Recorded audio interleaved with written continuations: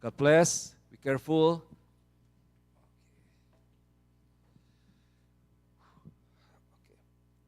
Selamat pagi Bapak Ibu Saudara yang kasih Tuhan. Mengucap syukur kita bisa di sini ya. Selamat datang kembali. Survive the cold winter of New England. Oke, saudara siap mendengarkan firman Tuhan? Amin. Ini minggu pertama di bulan Februari kita akan masuk dalam tema bulanan ya. Saya mau ajak kita lihat dulu sebentar. Masih ingat tema kita ya? Ini mau diulang-ulang dalam beberapa minggu ke depan. Tema kita tahun ini yaitu well built atau hidup yang dibangun dengan baik atau yang terbangun dengan baik, diambil dari 1 Korintus pasal yang ketiga ayat 10 sampai ayat yang ke-11. Kita akan lihat ayat 9 dan 10. Saya bacakan buat Bapak Ibu Saudara, firman Tuhan katakan seperti ini. For we are God's fellow workers, you are God's field, God's building. According to the grace of God given to me, like a skilled master builder, I laid a foundation, and someone else is building upon it. Let each one take care how he builds upon it. For no one can lay a foundation other than that which is laid, which is Jesus Christ. Saudara bisa kalau, ini ada bahasa Indonesianya, kita baca bahasa Indonesianya bersama-sama ya, biar kita rehearse dan semakin melekat. 1, 2, 3. Karena kami ini adalah kawan sekerja Allah, kamu adalah ladang Allah, bangunan Allah. Sesuai dengan kasih karunia Allah yang dianugerahkan kepadaku, aku sebagai seorang ahli bangunan yang cakap telah meletakkan dasar dan orang lain membangun terus di atasnya.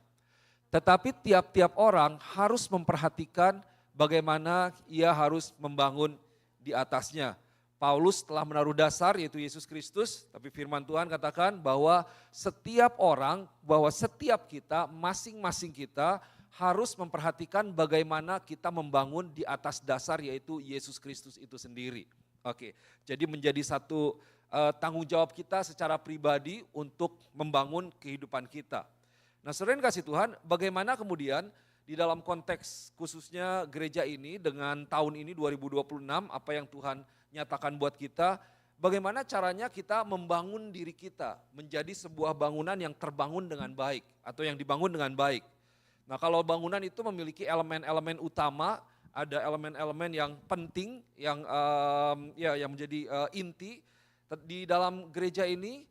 Dan bagaimana kita mau membangun diri kita, yaitu kita membangun dengan nilai-nilai yang kita punya. Nilai-nilai yang Tuhan sudah nyatakan di dalam gereja ini.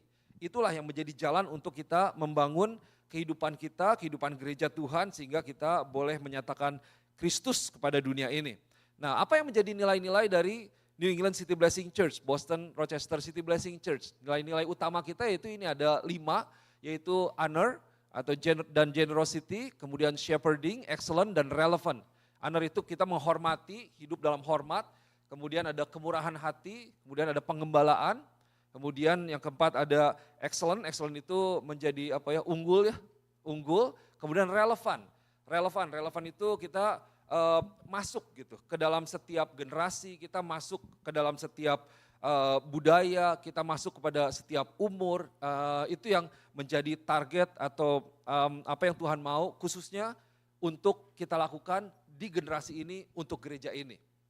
Nah, saudara lihat ini nanti dalam 1 tahun ini kita akan banyak bicara tentang 5 nilai-nilai ini. Kalau tadi kan dibilang kita perlu membangun diri kita, nah kita membangun dengan nilai-nilai yang ada ini. So dalam 2 bulan ke depan kita akan bicara tentang honor, kemudian ini akan dibagi berikutnya sampai akhir tahun. Nah, pagi hari ini saya akan mulai dengan nilai yang pertama yaitu honor. Honor itu bahasa Indonesianya apa? Menghormati ya. Kalau saudara lihat sekarang itu generasi sekarang ada kecenderungan di mana generasi atau banyak orang itu mulai kehilangan gitu. Atau nilai-nilai hormat itu semakin pudar gitu ya. Dari anak ke orang tua atau anak muda mungkin kepada yang generasi yang lebih di atasnya atau masyarakat kepada pemerintah, dan terlebih sebenarnya kalau dilihat lebih parah lagi bahwa banyak kali kita sebagai orang percaya, sebagai gereja Tuhan, kita mulai pudar nih di dalam nilai-nilai hormat, terutama hormat kepada Tuhan. Kenapa saya katakan seperti itu? Saudara bisa lihat bahwa kita bisa bilang, oh saya menghormati Tuhan, I honor God. Tetapi seringkali kehidupan dari orang percaya itu tidak membuktikan atau tidak merefleksikan, tidak menyatakan bahwa kita sebenarnya menghormati Tuhan. Kita sebenarnya tidak menaruh Tuhan yang pertama dalam hidup kita. So kita perlu mengerti betul, kita harus memiliki nilai hormat ini sebagai satu bagian yang tidak terpisahkan, satu karakter yang menjadi gaya hidup dari setiap orang percaya. Amin. So kita lihat dari yang pertama, saya mau ajak kita mulai pelan-pelan karena ini kita akan bahas ke depannya. Ini yang menjadi judul khotbah saya pada hari ini yaitu Honor the Lord your God. Honor the Lord your God, kita hormati Tuhan kita hormati Raja kita hormati Juru Selamat kita. Nah mari kita mulai dengan definisinya. Kalau dibilang honor itu apa sih? Honor yang secara alkitabiah ya, honor yang memang sesuai dengan prinsip firman Tuhan itu maksudnya apa? Nah kita mesti kembali kepada dalam firman Tuhan. Jadi kalau saudara baca di dalam kitab perjanjian lama itu banyak kata honor itu ditulis di dalam bahasa Ibrani yaitu kavod, kira-kira seperti itu ya. Itu artinya weight atau heavy. Atau dalam bahasa Indonesianya saya coba cari weight itu bukan beban secara fisik, tetapi ada bobot, kayaknya itu yang lebih pas gitu. Nah itu yang namanya honor. Jadi Tuhan kita ini memiliki sebuah memiliki bobot gitu. Dia memiliki sebuah kebesaran, ada hal yang sepertinya luar biasa di dalam Tuhan. Dan di dalam kitab perjanjian baru itu honor itu ditulis dengan kata time, ini bukan time bahasa Inggris, tidak mengacu kepada waktu dalam bahasa Yunani. Itu yang berarti ada valuing atau pricing atau holding someone in high regard. Maksudnya apa? Bahwa kembali ada kata yang menekankan rasa hormat kita, rasa kekaguman kita karena memang ini seorang pribadi Tuhan kita Tuhan yang luar biasa. Tadi kita nyanyi we give him praise, you are worthy of our praise. Tuhan layak menerima pujian dan penyembahan kita. Kenapa? Karena memang dia luar biasa gitu. Nah ini yang dikatakan seperti itu. Jadi intinya menghormati Tuhan itu berarti kita memperlakukan Tuhan sebagai seorang pribadi yang benar-benar berharga. Di mana kita memberikan sebuah bobot, jadi ada makna, ada kepentingan kepada Tuhan di dalam hidup kita. Kita taruh Tuhan sebagai yang paling penting dan menempatkan Tuhan pada posisi yang paling tinggi dalam hidup kita. Sebagai seseorang yang sangat berharga dan layak mendapatkan rasa hormat yang sangat mendalam. Saudara kalau ketemu pejabat kan pasti, wah hormat-hormat ya. Gitu. Bahkan kalau di Indonesia tuh menarik, kalau di dalam polisi, militer atau pejabat pemerintah kalau mau ngomong sama atasannya pasti ada kata izin dulu. Setiap kalimat, izin Pak melaporkan, izin, iya kalau ditanya kamu udah makan, izin sudah, izin ini banyak izinnya gitu.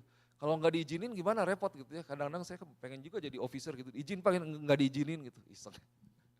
Izin Pak begini-begini. Kenapa? Karena memang mereka menghormati, mereka menghargai otoritas yang tinggi yang memang ini orang juga kalau dilihat apakah jenderal kah atau orang yang luar biasa yang menempati jabatan, itu mereka secara jujur mereka tidak sampai di sana dengan gampang gitu. Tapi mereka melalui pelatihan, mereka melalui banyak sekali tekanan sehingga mereka bisa ada di posisi itu. Terlebih dengan Tuhan kita.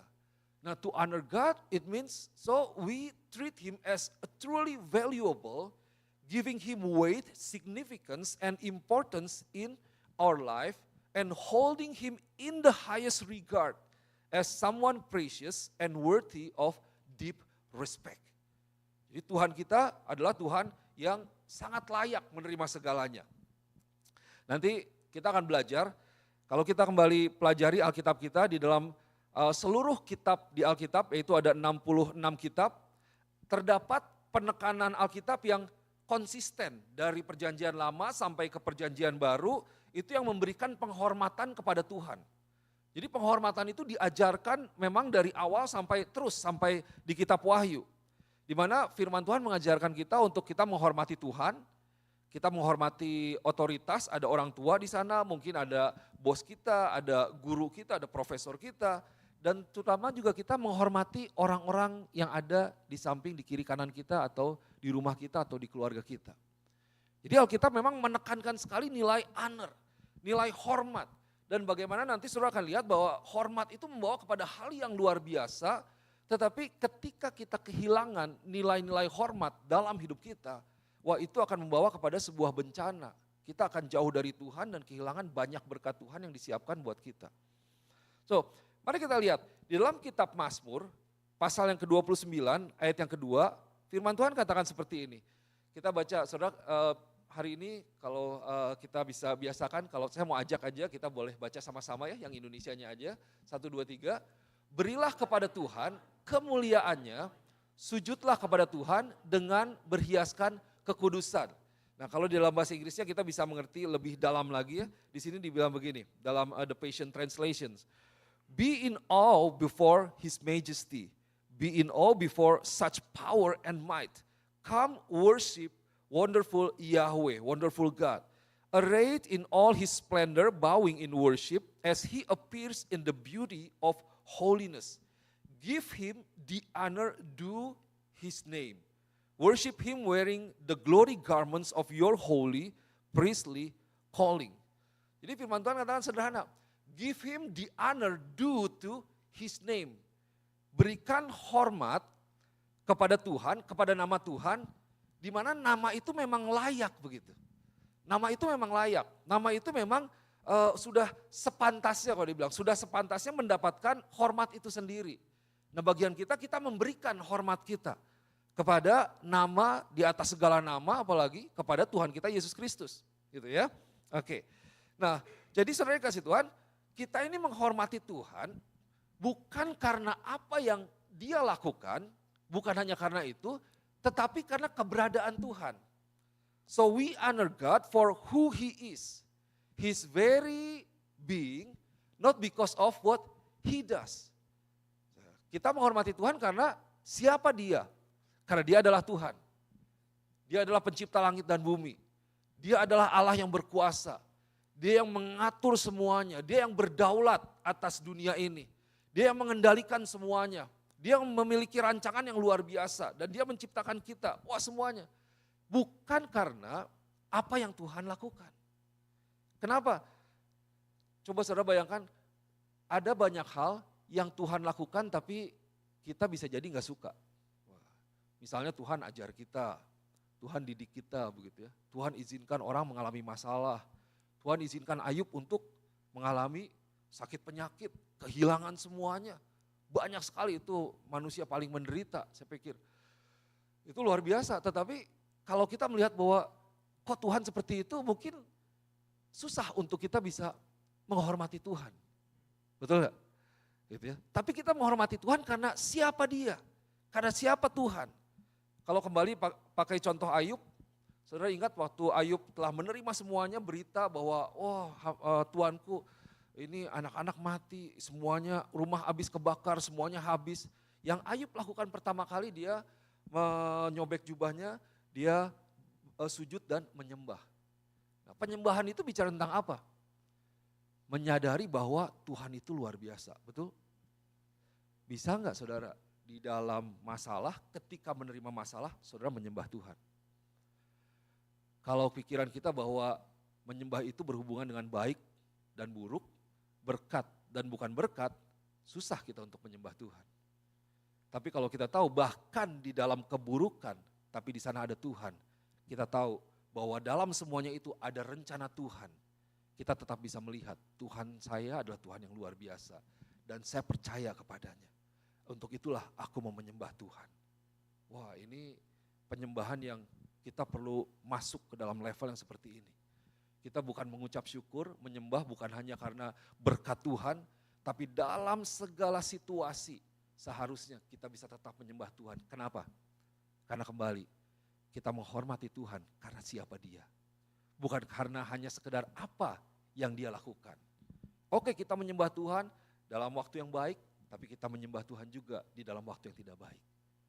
Kita menyembah Tuhan ketika ada berkat, kita menyembah Tuhan juga ketika mungkin sepertinya kita tidak mendapat berkat dari Tuhan. Tapi kita tahu Tuhan memperhatikan kita. Tuhan punya rencana bagi kita. Untuk itulah kita menyembah Tuhan.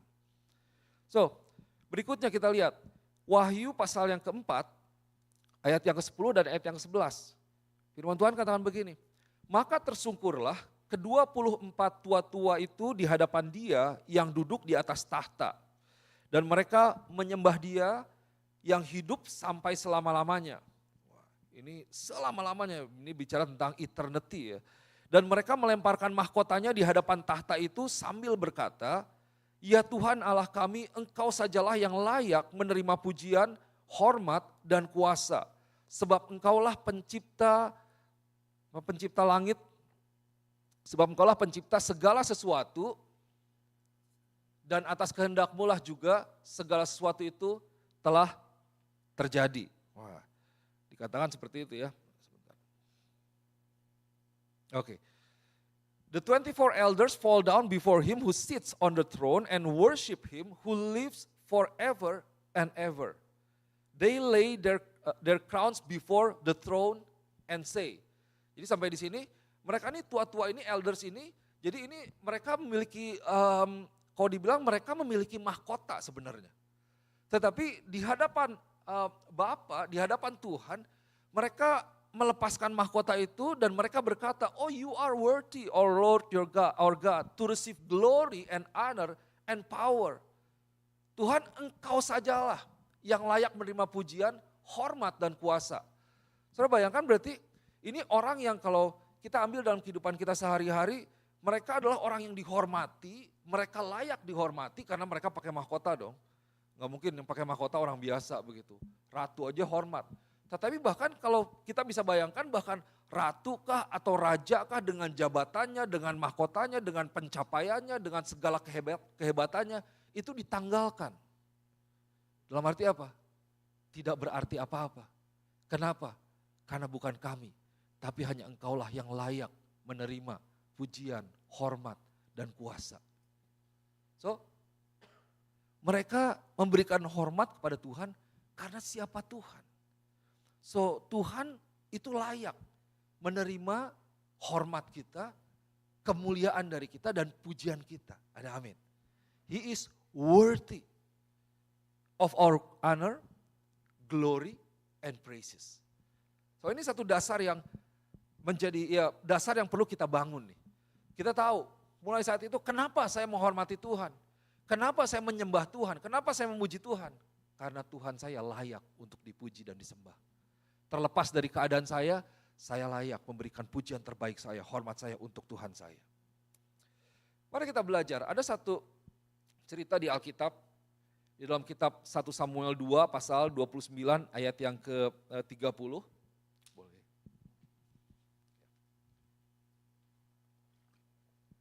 Ini cerita tentang kehidupan Imam Eli dengan anak-anaknya.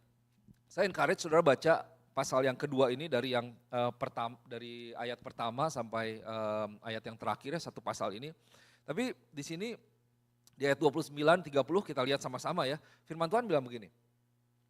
Mengapa engkau memandang dengan loba itu dengan rakus ya kira-kira. Kepada korban sembelihanku dan korban sajianku yang telah kuperintahkan. Dan mengapa engkau menghormati anak-anakmu lebih daripadaku. Sambil kamu menggemukkan dirimu dengan bagian yang terbaik dari setiap korban sajian umatku Israel. Sebab itu demikianlah firman Tuhan Allah Israel. Sesungguhnya aku telah berjanji. Jadi dahulu aku pernah berjanji. Dalam terjemahan sehari-hari dikatakan begitu. Jadi Tuhan pernah berjanji bahwa keluargamu dan kaummu akan hidup di hadapanku selamanya.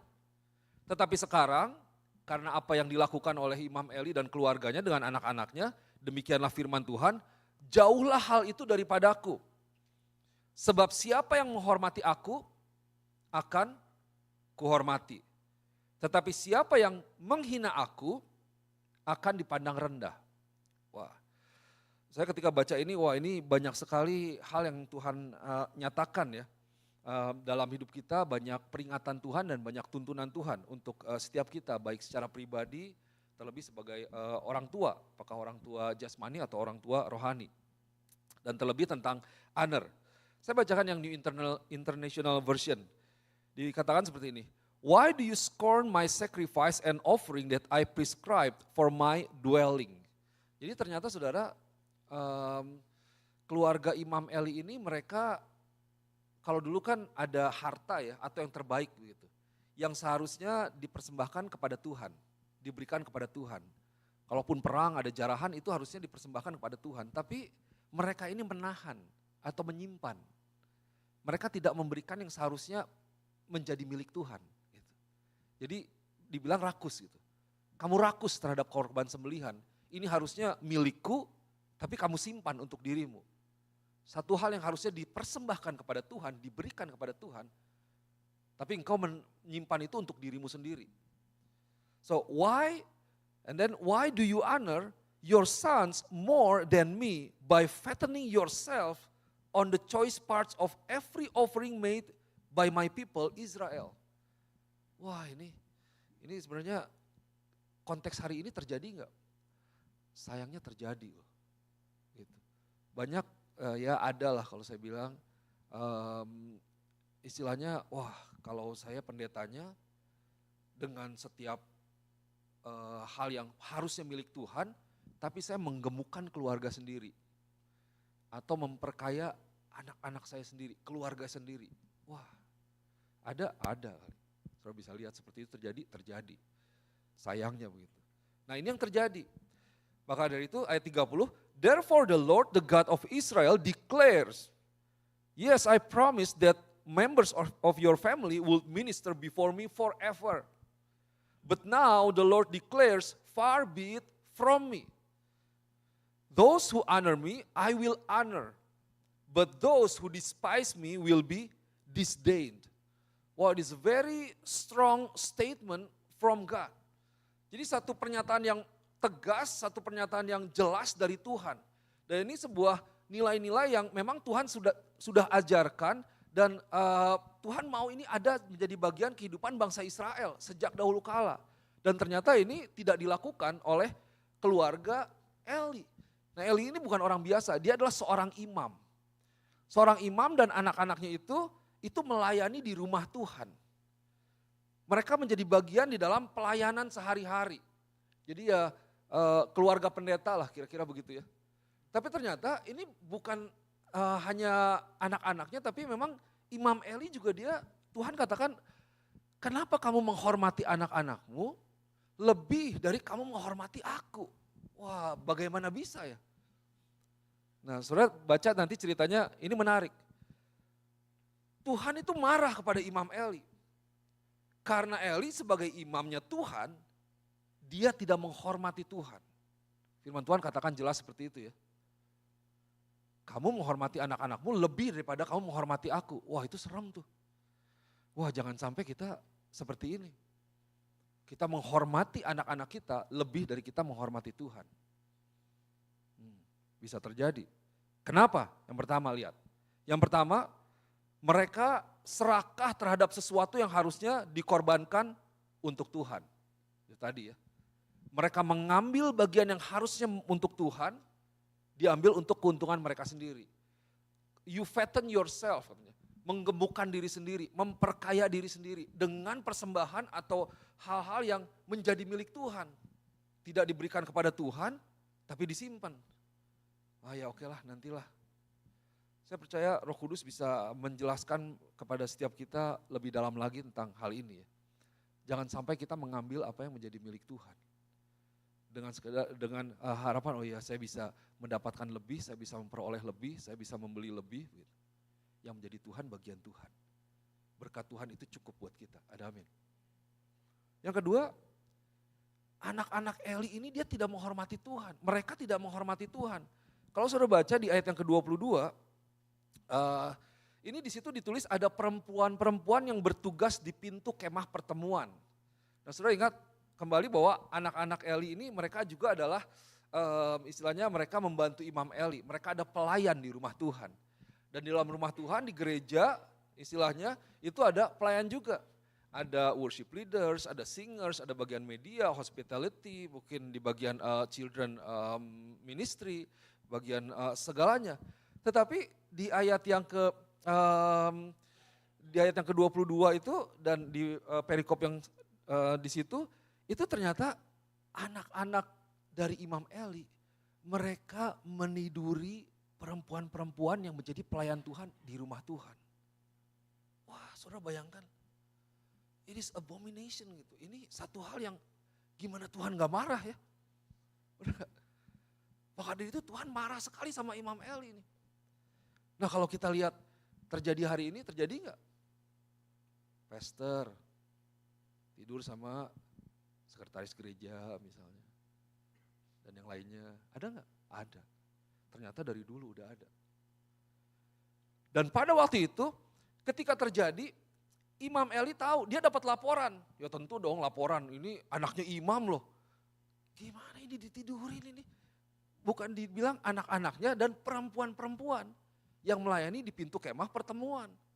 Wah ini kayaknya benar-benar luar biasa sih ini. Terus ketika Eli datangi anak-anaknya, dia bilang bahwa ya aku ini mendapat laporan dari banyak orang, kamu meniduri perempuan-perempuan itu. Tetapi Imam Eli, saudara baca di ayat yang ke-22-23, 1 Samuel pasal yang kedua, dia hanya bertanya. Ini penting nih. Dia cuma bertanya dan dia cuma mengeluh gitu. Dia bilang begini, saya kutip, saya enggak ubah. Mengapakah kamu melakukan hal-hal begitu? Katanya. Janganlah begitu anak-anakku. Saudara baca, saya coba pakai tone marah gitu. Tapi kayaknya ini bukan tone marah kayaknya. Dia bertanya, aduh kamu kenapa sih kamu melakukan begitu gitu ya. Janganlah engkau melakukan, janganlah begitu anak-anakku. Enggak boleh lo gitu, jangan gitu. Maksudnya apa saudara? Imam Eli seharusnya menegur anak-anaknya dengan keras. Karena dia melanggar perintah Tuhan. Tapi dia tidak mendidik anak-anaknya dengan baik. Dia cuma jadi sama anak-anak tuh gak berani. Dia lebih takut untuk menyinggung perasaan anak-anaknya daripada menyinggung Tuhan. Maka dari itu yang ketiga, kenapa Tuhan marah? Karena Imam Eli sendiri, dia menghormati anak-anaknya lebih dari ia menghormati Tuhan. Eli takut sama anak-anaknya, gak mau menyinggung. Wah jangan anak-anak, kasihan anak saya. Wah apalagi kalau anaknya anak tunggal, wah berdoanya susah nih, masa mau dimarahin pastor. Ada yang gitu, ada loh. Masa mau dididik. Well, Eli takut menyinggung perasaan Tuhan. Dia lebih menghormati anak-anaknya, dia tidak menghormati Tuhan. Di mana seharusnya ia mendidik anak-anaknya sebagai mestinya. Bahwa saudara kasih Tuhan, ini mungkin bisa kita bawa juga dalam kehidupan kita bahwa takut akan Tuhan itu di atas segala-galanya. Ada amin. Takut akan Tuhan itu di atas segala-galanya. Kemudian dalam konteks ini Imam Eli terhadap anak-anaknya. Well, saya mau encourage setiap orang tua di tempat ini. Anak-anak itu lucu ya. Tapi kalau gak dididik, itu gak lucu. Ketika mereka besar, saudara akan melihat, gak lucu sama sekali. Mari kita boleh didik anak-anak kita untuk menghormati Tuhan. Bagaimana caranya? Dengan menunjukkan kita menghormati Tuhan, itu yang pertama. Imam Eli sendiri ketika korban yang harusnya untuk Tuhan, diberikan untuk Tuhan, tapi dimiliki sendiri, disimpan sendiri, Imam Eli biasa-biasa aja. Itu udah satu kesalahan besar tuh. Harusnya dia menjadi imam yang tegas, marah kalau perlu, minta ampun, berdoa kepada Tuhan, ampun ini anak-anakku Tuhan. Ketika anak-anaknya meniduri perempuan-perempuan kan, wah itu harusnya murka sekali tuh. Tapi dia cuma, anak-anakku, kenapa janganlah begitu anakku gitu. Nah anak-anak kita kalau salah, kita ajarkan nilai-nilai. Jangan, aduh kenapa lo mama jadi malu lo, oh begini-begini, jangan gitu lagi ya. Tapi gak diajarin dengan betul, gak boleh, itu dosa. Yang salah-salah, yang dosa itu dosa. Saudara jangan sampai, hari-hari ini kan kita lihat dosa itu semakin tipis. Dosa dengan kesalahan gitu. Seringkali kita jadi gak mengerti lagi. Dosa itu hanya dimaknai atau dipahami sebagai satu kesalahan. Padahal dosa adalah dosa. Kalau kamu melakukan kesalahan, oh ya, aduh salah nih bikinnya, gitu itu ya bukan dosa. Jangan sampai satu kesalahan satu dosa itu hanya direndahkan sebagai satu kesalahan. Padahal kalau dosa dia memiliki konsekuensi yang luar biasa dan perlu sebuah pertobatan untuk kita bisa pulih di dalamnya. So, Imam Eli dia menghormati anak-anaknya lebih dari dia menghormati Tuhan. Wah, untuk itu Tuhan marah sekali. Dan Tuhan katakan, mulai saat ini, itu saudara baca firman itu ya, dahulu, tadi kalau dalam bahasa Indonesia sehari-hari bilang, dahulu aku berjanji seperti ini. Tapi karena apa yang engkau lakukan, bukan karena Tuhan sebenarnya. Tapi engkau yang keluar dari janji Tuhan, engkau yang keluar dari kebenaran firman Tuhan, maka inilah, bahwa sebelumnya engkau akan melayani aku selama-lamanya, forever and ever. Tapi kemudian Tuhan katakan, itu mulai saat ini beda. Tidak ada dari keturunanmu yang akan menjadi kakek dari, nah ini maksudnya apa? Tidak ada yang akan panjang. Berkat Tuhan itu keluar dari mereka. Saudara bisa baca 1 Samuel berikutnya 3, 4, 5 dan seterusnya ya. Apa yang menjadi konsekuensi dari keluarga Imam Eli, anak-anaknya ketika mereka tidak menghormati Tuhan dan Imam Eli sendiri. Oke, ini satu contoh yang wow kayaknya ya saya lihat kita perlu belajar betul ya. Kita perlu melihat bahwa honor itu satu hal yang penting bagi Tuhan. Dan kemudian kita lihat mungkin di satu sisi tadi yang kayaknya wah Tuhan galak banget ya. Begitu. Tapi kita lihat, kalau tadi kan firman Tuhan katakan, those who honor me, I will honor. But those who despise me will be disdained.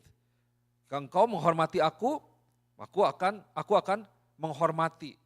Akan kuhormati. Tapi siapa yang menghina aku akan dipandang rendah. Nah, ada satu cerita lain, ini juga kisah nyata tapi enggak ribuan tahun yang lalu. Ini masih tahun 1900-an, tepatnya 1924. Jadi ada seorang atlet yang bernama Eric Liddell, dia lari untuk Great Britain. Gitu. Dia sebenarnya pelari yang sangat prestis lari. Kalau yang prestis itu kira-kira yang lari jarak berapa? Yang prestis itu 100 meter ya, itu paling top gitu. 100 meter itu yang paling paling keren lah. Nah dia nih juaranya di 100 meter. Dia main di Olimpik tahun 2024 di Paris. Nah oke, ini kan di draft, oke masuk, nah ketika dia mulai masuk, ada satu waktu dia lihat, oh ini jadwal pertandingannya, jadwal lombanya, larinya, pas jadwalnya itu ternyata dia lihat itu jatuh pada hari Minggu. Simple. Dia punya conviction, punya ketetapan hati. Hari Minggu itu untuk Tuhan. Karena itu dia mengundurkan diri. Wah ini pelari olimpiade loh. Bisa kebayang gak? Hikmat Tuhan buat setiap kita ya. Mungkin ini zaman yang berbeda tapi ada satu prinsip yang sama. Yaitu menghormati Tuhan. Karena tahu ini larinya akan jatuh hari Minggu, dia mengundurkan diri. Wah saudara bayangkan kalau sekarang, lu gila ya. Lu udah paling jago di 100 meter, cuma karena hari Minggu, gak mau lari, gak dapat emas, ini wah diingatnya tuh selama-lamanya loh, juara olimpiade begitu, bener gak? Tapi karena itu dia tetap teguh, dia gak mau lari 100 meter. Terus dia lari akhirnya dia ikut yang 400 meter, ini 400 meter sendiri bukan estafet. Gitu. 400 meter, oke dia train, dia biasa latihan. Sebenarnya kalau tadi yang 100 meter itu udah tahu lah juaranya pasti si Eric Liddell ini. Karena dia yang memang jagonya. Nah 400 meter ini dia bukan siapa-siapa gitu. Ada favoritnya yang kandidat utama juaranya ada atlet Amerika, saya lupa namanya begitu. Tapi oke, dia ikut pertandingan ini. Nah ketika dia mulai masuk di arena, di lintasan lari, ketika dia siap-siap, ada sejarah mencatat ada satu orang yang kasih kertas ke dia gitu. Kasih kertas ke dia. Nah ini diperkirakan mungkin kayaknya tukang pijitnya, masternya dari tim mereka. Lagi siap-siap gitu dikasih, kemudian dia baca. Dia baca, ternyata itu satu quote, satu tulisan yang diambil dari 1 Samuel 2 ayat 30. Tulisannya, those who honor me, I will honor. Cuma simpel begitu. Di situ dia merasa bahwa ini pada akhirnya ada orang yang mengakui gitu, acknowledge apa yang dia korbankan. Oke lah, saya nggak juara di 100 meter, mungkin ya ikut ini nggak juara juga, ya nggak apa-apa. Tapi ada orang bilang ya kamu menghormati Tuhan. Apa yang kamu lakukan, kamu sedang menghormati Tuhan. Dan ini janji Tuhan. Those who honor me, I will honor. Kemudian dia lari, dia ketinggalan, kemudian dia lari, singkat cerita, dia juara di 400 meter ini. Ini satu hal yang sejarah mencatat sebagai satu hal yang luar biasa. Sampai dibikin filmnya, saya lupa filmnya ada judulnya apa, saya belum nonton juga, mungkin bisa nyari nanti setelah ini. Dia juara, dan itu yang menjadi berkat Tuhan ternyata. Those who honor me, I will honor. Wah, dia bukan kandidat juara. Dia mengorbankan semuanya. Tapi Tuhan menyatakan janjinya. Aku melihat engkau menghormati aku. Dan kamu akan kuhormati. Tuhan mengangkat dia menjadi atlet yang juara Olimpiade meraih medali emas tahun 1924. Nah, Eric Liddell ini dia lahir di Cina. Dan pada akhirnya dia memberikan diri dia dikenal sebagai satu orang yang devoted Christian, and then dia memberikan dirinya untuk misi, dia memberikan dirinya untuk melayani di Cina, sampai suatu saat dia di Jepang dan dia meninggal di penahanan di Jepang karena pelayanan, karena Kristus intinya. Tapi sepanjang hidup dia melayani Tuhan. Tapi satu prinsip yang tidak berubah, those who honor me, I will honor. But those who despise me will be disdained. Saudara yang kasih Tuhan, ini bukan hanya sekedar prinsip, tapi ini adalah kebenaran dan janji firman Tuhan.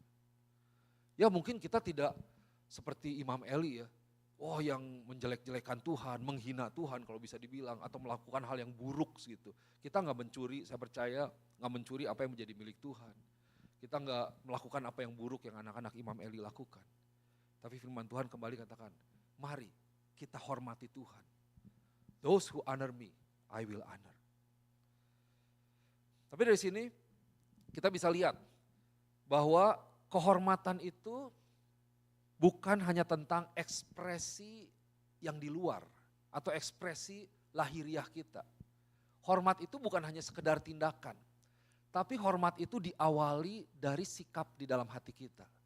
Apa yang di dalam hati kita?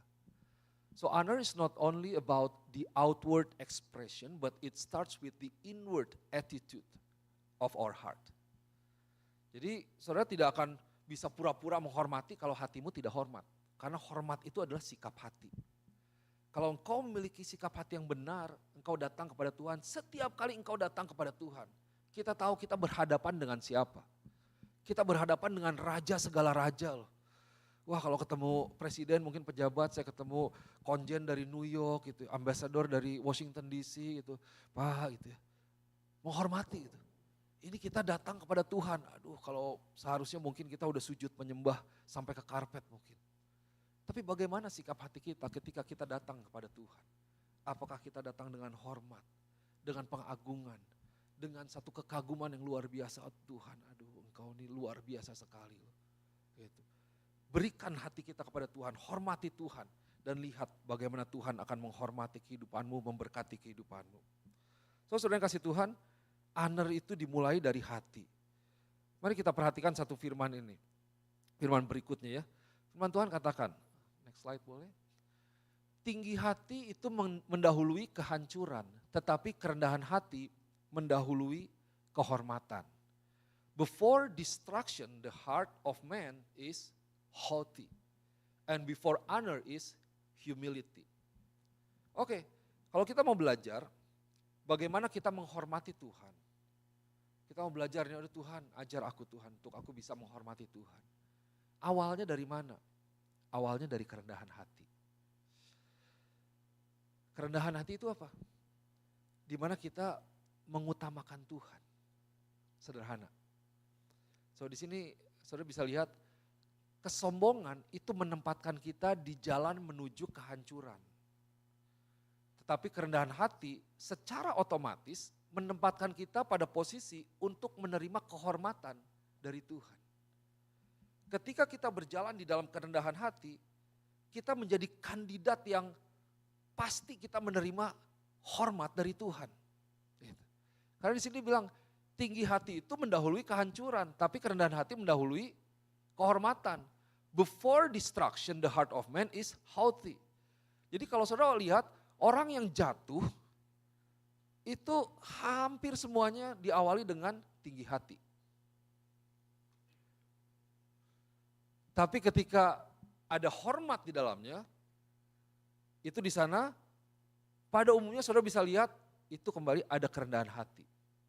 Dalam arti apa? Kalau jalan misalnya kalau saudara mau, saudara ditaruh di jalan 95 dan gak ada exit gitu kiri kanan, nanti saudara sampai di Boston. Kira-kira begitu lah ya. Gitu.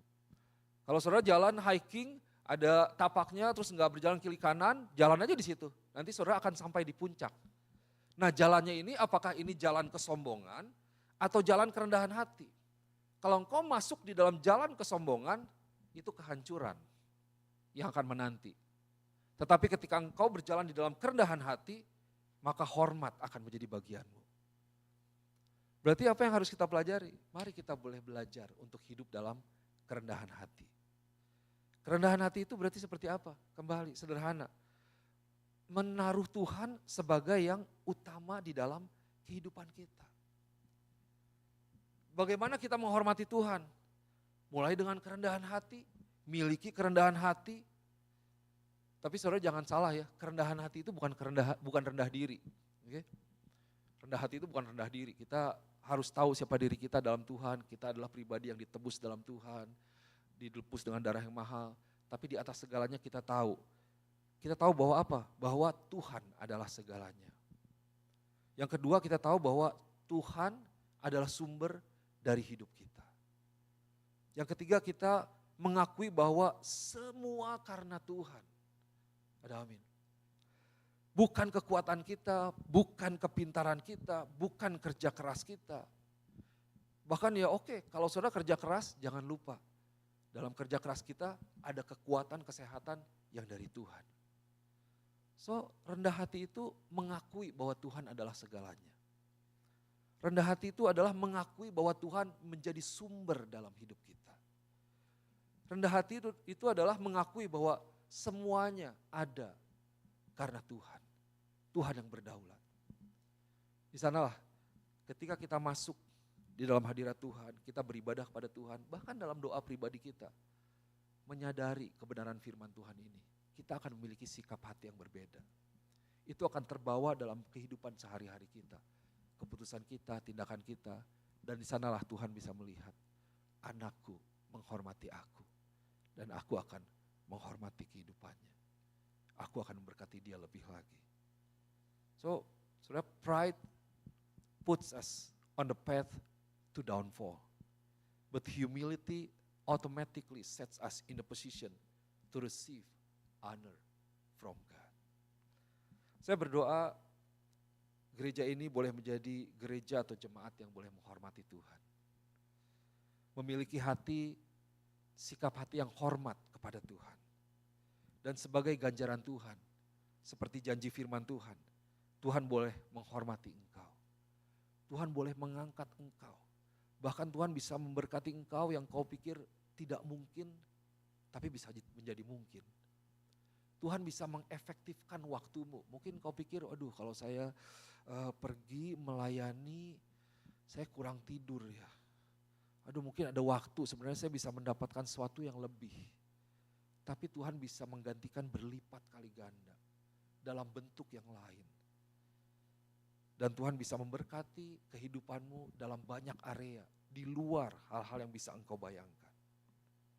So, saudara yang kasih Tuhan, ini yang mau saya sampaikan pada hari ini, pada pagi hari ini. Mari kita boleh terima firman Tuhan dan berikutnya minggu-minggu ke depan kita akan masuk lebih dalam lagi. Bahwa hormat itu memiliki bentuk, hormat itu memiliki wujud ya. Bagaimana cara kita menghormati Tuhan dan ekspresi dalam kita menghormati Tuhan dalam kehidupan kita sehari-hari.